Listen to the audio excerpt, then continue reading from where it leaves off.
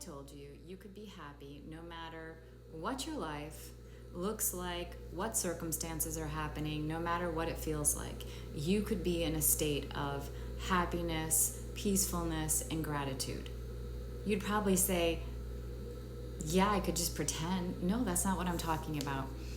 When we break free from the ego, right? The ego that is keeping those snapshots of every uncomfortable feeling, every uncomfortable emotion, and then keeping us hostage in the background in our subconscious, right? This is what causes us to have repeating negative thoughts, repeating patterns, and we're not even aware of it.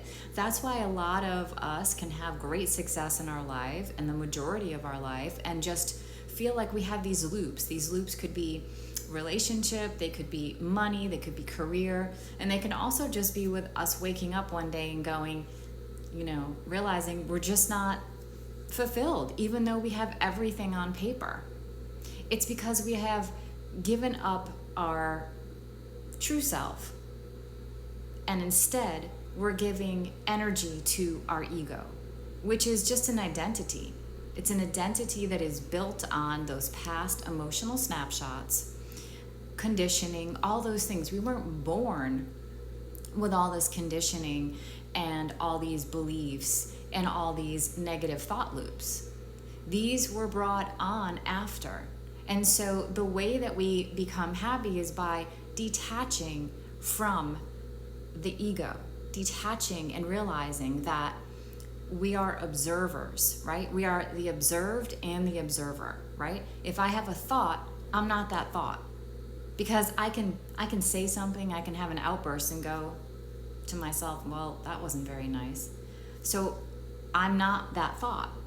I can look at my finger and say, hello, finger, I'm not my finger. There's an observer. So once we start to identify with the observer, which is like the higher self that sees everything, we begin to detach and we begin to realize that we have been giving energy and meaning to circumstances and events that have happened to us based on, nothing really, because our memory of something that happened, because science is saying that, there is no such thing as past and future time, right? It's all happening now.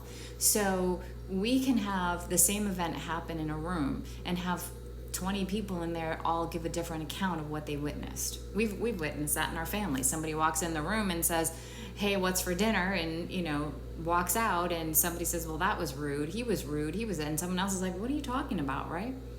We all have the ability to interpret the same circumstance differently. And it's through that lens that the ego keeps us hostage, right? It's not doing it to be evil. It's trying to keep us in a pattern, in a familiar pattern. If the familiar pattern you're not liking, then you have to learn how to break free from that. That's exactly what I help people to do. So if you're interested in learning more about that, you can go up and you know what to do and find me.